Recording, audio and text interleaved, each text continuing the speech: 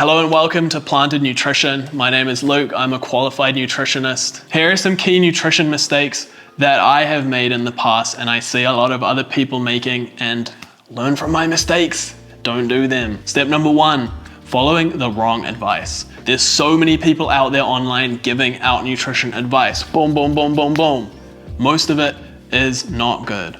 There's so many unqualified people out there, and I know it can be so confusing and overwhelming. I've been through this so much myself, and I've had to work and study for many, many years to be able to understand nutrition.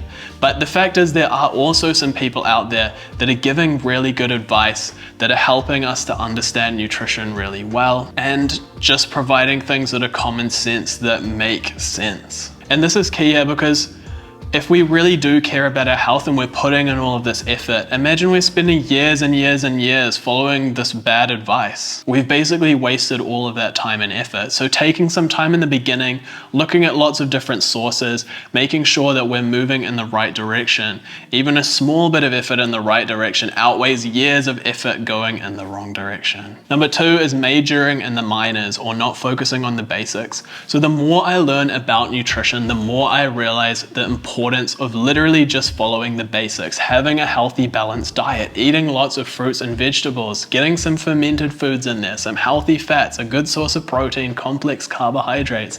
It is not complicated, but there's so many people online saying that, oh, we need to do this and we need to add this to our coffee, and oh, we need to eat our food in this certain order, and oh, we can't eat this food because this is going to completely ruin your health. But the truth is, a lot of that is not true. And even if some of it is true, these little hacks and crazy supplements and stuff, they might be 1 to 5%, if I'm being generous, of our health pie that we have here, our health pie.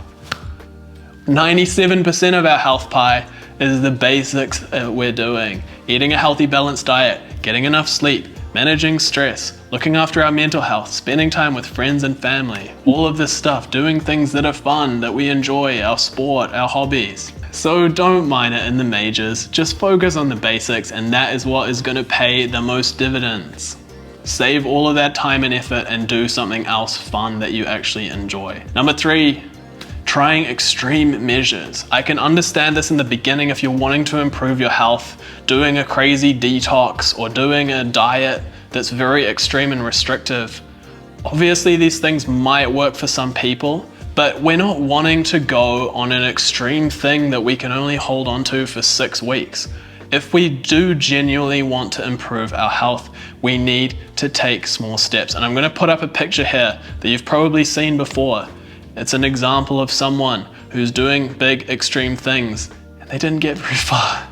But someone who climbs up 1 step each day, looking back 6 months, a year, 2 years later, you can come so far. This is the thing, when we're wanting to improve our health, we might be thinking in terms of weeks or months, but we need to be thinking in terms of years. What are healthy changes that I can make to create a lifestyle that I can stick to, not just for weeks or months, but for years and decades? Because if we're focusing on longevity and health, we need to have sustainable habits that we enjoy, that we can stick to for the long term. Because doing these extreme diets, while they might be helpful for a certain time, it's not helpful if we just do that for 6 weeks, then we go back to what we were doing before and we don't make the changes. Number 4, relying on supplements and superfoods.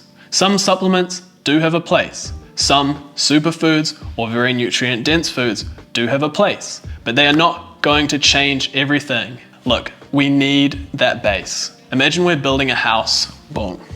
We need a solid foundation. If we build our house on mud, sinks into the mud. We can't patch that up with some superfoods and supplements.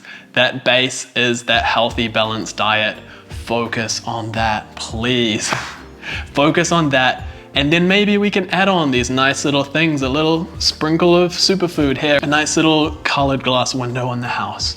But the key is we need that solid foundation and that solid framework that we can build upon. But don't expect that these supplements and superfoods are going to get us out if we don't have that base. Number 5 is just always changing from one thing to the next. Back when I was younger, it's tempting. Like, I want to try this, I want to try this, I want to try this. Let's see how that feels. Let's go raw vegan. Let's try keto. I don't know what it is for you, but if we're always trying different things, I mean, it can be fun, it can be interesting to experiment, whatever, but in the long term, again, the best thing is going to be finding something that you can stick to. Whatever that is for you. It's going to be different for everyone because we are all different. But finding those things that feel good for you, that you can stick to, that also align with the general body of scientific evidence, with the dietary guidelines, diets like the Mediterranean diet, the DASH diet, these ones that have the most rigorous science behind them. Think of it like a dietary pattern.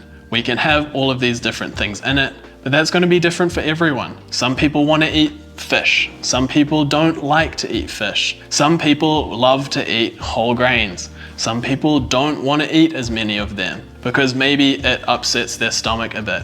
Some people love strawberries. Some people are allergic to strawberries. Obviously, we can't give the exact same recommendation for everyone, but we can give this broad pattern. So as long as you fit within that, you're doing well. Keep doing it.